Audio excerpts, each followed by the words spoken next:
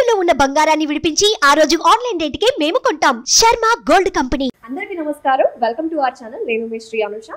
ప్రస్తుతం మనతో పాటు ఉన్నారు ప్రముఖ జ్యోతిష పండితులు నందిబట్ల శ్రీహరి శర్మ గారు ఉన్నారు. మరి గురుగారితో మాట్లాడి ఈ అక్టోబర్ నెలలో 1 నుంచి 15వ తారీఖు వరకు ఈ 12 రాశి వాళ్ళకి ఎలా ఉండబోతుందో తెలుసుకుందామా? నమస్తే గురుగారు. వాగర్థ వివసం పృక్తౌ వాగర్థ ప్రతిపత్తయే జగతః పితరౌ వందే పార్వతీ పరమేశ్వరౌ సదాశివ సమారంభాం శంకరాచార్య మధ్యమాం అస్మదాచార్య పర్యంతం వందే గురు పరంపరాం. ఆదిత్యాయ చ సోమాయ మంగళాయ బుధాయ చ గురు శుక్ర శనిభ్యశ్చ రాహవే కేతవే నమః. శృంగేరి జగద్గురు పీఠాధిపతులకి కంచి పీఠాధిపతులకి నమస్కారములు తెలియజేసుకుంటూ కార్యక్రమాన్ని ప్రారంభిద్దాం. గురుగారు, మీరు చేసిన గత వీడియోస్లో చాలా మంచి రెస్పాన్స్ వస్తుంది. ఎందుకంటే ప్రత్యేకంగా మీరు డేట్తో సహా 1 నుంచి 15వ తారీఖు వరకు ఎలా ఉండబోతుంది, వాళ్ళు చేసుకోవాల్సిన పరిహారాలు ఏంటి అని చాలా బాగా వివరిస్తున్నారు కదా. సో మరి ఈ రోజు వృషభ రాశి వాళ్ళకి ప్రత్యేకంగా అక్టోబర్ 1వ తారీఖు నుంచి 15వ తారీఖు వరకు ఎలా ఉండబోతుందో ఒకసారి వివరిస్తారా? అక్టోబర్ 1 నుంచి 15వ తారీఖు వరకు వృషభ రాశి వారికి ఏ విధంగా ఉండబోతుందో తెలుసుకునే ముందు గ్రహ సంచారం తెలుసుకుందాం. రాశిలోని గురువు, ద్వితీయ స్థానమందు కుజుడు, అలాగే పంచమ స్థానమందు కేతువు, రవి, బుధుడు, షష్టమ స్థానమందు శుక్రుడు. బుధుడు 11వ తారీఖు నుంచి ప్రవేశం చేస్తాడు. దశమంలో శని వక్రీకరించి మరియు ఏకాదశంలో రాహు. గమనించుకున్నట్లయితే శుభ అశుభ మిశ్రమ ఫలితాలు అనేటువంటివి ఈ యొక్క వృషభ రాశి వారికి గోచరమవుతుంది. ముఖ్యంగా రాశిలోనే సంచారము కాబట్టి గురు సంచార యొక్క ప్రభావము ప్రతిదీ కూడాను పెత్తనం చెలాయించాలి అంటే అధికారికంగా అన్నీ మన చేతుల మీదుగా జరగాలనే భావన ఉండడం వల్ల కొంత సమాజంలో మీరు కొన్ని విలువైనటువంటి మనుషులని నష్టపోయే అవకాశాలు ఉంటాయి. కాబట్టి లౌక్యంతో ముందడుగు వేయండి. ఈ 15 రోజులు అనుకూలంగా ఉంటుంది.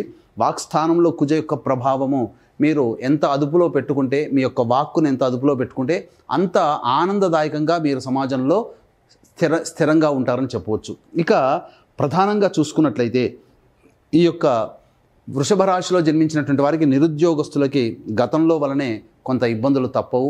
ఉద్యోగం కోసం ఎక్కువగా కష్టపడాల్సి వస్తుంది. అయితే 16వ తారీఖు తర్వాత రవి మార్పు అనేటువంటిది గోచరమవుతుంది. కాబట్టి ఈ రవి మార్పు ప్రభావం వలన చాలా జాతకరీత్యా మీకు ఉద్యోగం అనేటువంటిది లభించే అవకాశం ఉంది. కాబట్టి ఈ 15 రోజుల పాటు కాస్త జాగ్రత్తలు పాటించాల్సినటువంటి పరిస్థితి. ఎక్కువగా కష్టపడితే తప్ప ఫలితం రాదు. అలాగే ఉద్యోగార్థులు తోటి ఉద్యోగస్తుల ప్రభావం వల్ల కావచ్చు, లేకపోతే ఇతరత్ర మిగిలినటువంటి వ్యక్తుల యొక్క ప్రభావం మీ యొక్క జీవితంలో ఉండడం వల్ల ఉద్యోగంలో ప్రశాంతతని కోల్పోతారు. కాబట్టి జాగ్రత్తలు పాటించండి. ఉద్యోగం వదలాలా అనేటువంటి సంశయం ఉంటుంది, కానీ అటువంటి నిర్ణయాలు ఏమీ తీసుకోకండి. ఇప్పుడున్నటువంటి సమయం మీకు అనుకూలంగా లేదు. ఇక గమనించుకున్నట్లయితే ప్రధానంగా షష్టమ స్థానంలో ఉన్నటువంటి శుక్రుడు ప్రధానంగా ఈ యొక్క వృషభ రాశిలో జన్మించినటువంటి వారికి రుణం చేయాల్సినటువంటి పరిస్థితి వస్తుంది. లేదా మీ దగ్గర ఎవరైతే డబ్బు రుణంగా తీసుకుంటారో అది మీకు చెల్లించలేని పరిస్థితి వెళ్తుంది. అంతేకాకుండా దంపతుల మధ్య విభేదాలు వచ్చే అవకాశం ఉంటాయి. కాబట్టి మీరు దాంపత్యంలో కానీ లేదా భాగస్వామ్య వ్యాపారంలో భాగస్వాములతో కానీ మీరు ఆచితూచి స్పందించండి. ఉద్రేకానికి గురై మీరు నిర్ణయాలు తీసుకోకండి. ఇవన్నీ కూడా మీకు అక్టోబర్ 1వ తారీఖు నుంచి 15వ తారీఖు వరకు జరిగేటువంటి మార్పులు మీ యొక్క జాతకరీత్యా చెప్పవచ్చు. వివాహ ప్రయత్నాలు చేసేటువంటి వాళ్ళకి కొంత కష్టతరమైనటువంటి విధంగా ఫలితాలు కలుగుతాయి. కాబట్టి ఉత్తరార్ధం అంటే ఈ పూర్వార్ధం కంటే ఉత్తరార్ధం చాలా మేలనేటువంటి విషయాన్ని వీక్షించేటువంటి ప్రేక్షకులు గమనించుకోవాలి. అంటే అక్టోబర్ 15వ తారీఖు తర్వాత మీ యొక్క కోరికలు కావచ్చు, సంకల్పం కావచ్చు, ఏవైనా కానీ నెరవేరేటువంటి అవకాశాలు ఎక్కువగా గోచరమవుతున్నాయి. శుభ అశుభ మిశ్రమ ఫలితాలు ఈ యొక్క గ్రహచారం వల్ల కలుగుతాయి. అంతేకాకుండా ఈ యొక్క అక్టోబర్ 2వ తారీఖు రోజునే గ్రహణం ఏర్పడుతుంది. వృషభ రాశి వారికి పంచమ స్థానంలో గ్రహణం ఏర్పడడం కాబట్టి కొన్ని సమస్యలు వచ్చేటువంటి అవకాశం ఉంది. కాబట్టి గ్రహణ ప్రభావం కూడా ఈ రాశి మీద జన్మించేటువంటి వాళ్ళకి కొంత ఉంటుంది. అంటే మీరు గమనించుకున్నట్లయితే ఈ యొక్క గ్రహణం మనకు కనిపించకపోయినా నియమాలు పాటించాల్సినటువంటి అవసరం లేదు. కానీ ఈ యొక్క గ్రహణ ప్రభావం వలన ప్రపంచవ్యాప్తంగా ఉండేటువంటి వ్యక్తులు అనగా ఈ యొక్క వృషభ రాశిలో జన్మించినటువంటి వ్యక్తులు కొన్ని సమస్యలు ఎదుర్కొనేటువంటి అవకాశాలు గోచరమవుతున్నాయి. ఇక గమనించుకున్నట్లయితే ఏ రోజుల్లో ఏ విధంగా ఉండబోతుందో తెలుసుకునే ముందు మనం చూసుకున్నట్లయితే 1వ తారీఖు, 2వ తారీఖు, 3వ తారీఖు ఈ మొదటి 3 రోజులు కొంత గడ్డు కాలముగా చెప్పవచ్చు. 1వ తారీఖు రోజున వాహన మరమ్మతులు కానీ గృహ మరమ్మతులు కానీ జరిగేటువంటి అవకాశాలు, వాటి రీత్యా ఖర్చులు గోచరమవుతున్నాయి. వాహనం నడిపేటప్పుడు జాగ్రత్తలు పాటించాలి. ఇక 2, 3 తారీఖుల్లో మీ యొక్క ఆరోగ్యం పట్ల శ్రద్ధ వహించాల్సినటువంటి పరిస్థితి, తీసుకునేటువంటి ఆలోచన చేసినటువంటి నిర్ణయాలు అమలు పరచలేని పరిస్థితులు మీకు గోచరమవుతాయి. అంటే వృధా కాలయాపన జరుగుతుంది. ఇక 4, 5, 6 తారీఖుల్లో కనుక గమనించుకున్నట్లయితే మీకు అనుకూలమైనటువంటి వాతావరణం మీకు ఏర్పడుతుంది. ధన రాబడి అధికంగా ఉంటుంది. రాని బాకీలు వసూలవుతాయి. ఇక వీళ్ళ నుంచి డబ్బు రాదు అనుకున్నటువంటి సందర్భంలో వాళ్ళ నుంచి మీకు వార్త రావడము, కొంత డబ్బు చెల్లించడం అనేటువంటిది ఆ విధంగా మీకు గోచరమవుతుంది. శత్రువులపై మీదే విజయాన్ని పొందుతారు. అన్నింట ఈ 4, 5, 6 తారీఖుల్లో యోగదాయకమైనటువంటి పరిస్థితి. 7, 8 తారీఖులో కనుక గమనించుకున్నట్లయితే దంపతుల మధ్య విభేదాలు తొలగిపోయి ఆనందదాయకంగా ఉంటారు. మీ యొక్క జీవిత భాగస్వామి కానీ, వ్యాపార భాగస్వామి కానీ తీసుకునేటువంటి నిర్ణయాలు మీ జీవితంలో అభివృద్ధి బాటన నిలపబడతాయని చెప్పవచ్చు. ఇక 9, 10, 11, 12, 13 ఈ 5 రోజులు మీకు అనుకూలమైనటువంటి కాలము కాదు. ముఖ్యంగా 9, 10 తారీఖుల్లో కనుక చూసుకున్నట్లయితే అనవసరమైనటువంటి వృధా ఖర్చులు పెరిగేటువంటి అవకాశం ఉంటుంది. ఇప్పటికే మీరు ఖర్చులు కనుక ప్లాన్ చేసుకున్నట్లయితే ఆ యొక్క ఖర్చుల్ని ఆ రోజుల్లో ఉన్నటువంటి ఖర్చుల్ని వాయిదా వేసుకోవడం మంచిది. ఎందుకంటే మీరు 9, 10 తారీఖుల్లో పెట్టుకున్నటువంటి ఖర్చులు మరియు ఆకస్మికంగా ఎదురయ్యేటువంటి ఖర్చులు తోడై మీకు ఇబ్బందికరంగా మారేటువంటి అవకాశం ఉంటుంది. కాబట్టి జాగ్రత్తలు పాటించండి.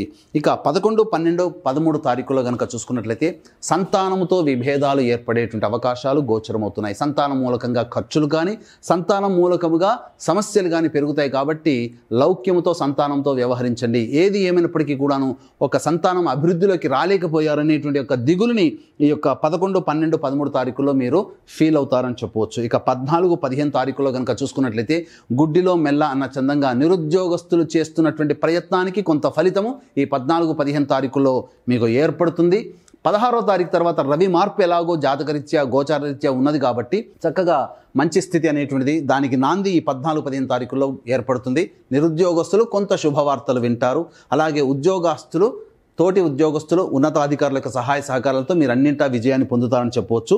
ఇక గమనించుకున్నట్లయితే ఈ యొక్క ఏ వ్యక్తికైనప్పటికీ కూడాను దైవానుగ్రహం చాలా తప్పనిసరి. అందున సూర్యగ్రహణ ప్రభావం అనేటువంటిది ఏర్పడుతుంది. కాబట్టి అక్టోబర్ 2వ తారీఖున ఏర్పడే సూర్యగ్రహణాన్ని బేస్ చేసుకొని మేష, వృషభ, మిథున, సింహ, కన్య, తుల, ధనుస్సు, కుంభ, మీన రాశిలో జన్మించినటువంటి వారికి ఈ గ్రహణ దోష ప్రభావం ఉంటుంది. కాబట్టి ఈ గ్రహణ దోష నివారణార్థమై ఈ యొక్క సూర్యగ్రహణ దోష నివారణ హోమాలు చేయించడం జరుగుతుంది. కేవలం 1700-1500 రూపాయలకి. అవకాశం ఉన్న వాళ్ళు కార్యక్రమ తదనంతరం కాంటాక్ట్ చేసి పూర్తి వివరాలు తెలుసుకోవచ్చు. అక్టోబర్ 3వ తారీఖు రోజున జరుగుతుంది.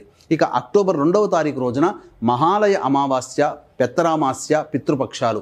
కాబట్టి ఆ అమావాస్య రోజున పిండ ప్రదానం అనేటువంటిది, తర్పణాది కార్యక్రమాలు అనేటువంటివి మా పీఠమాధ్వర్యంలో జరుగుతున్నాయి.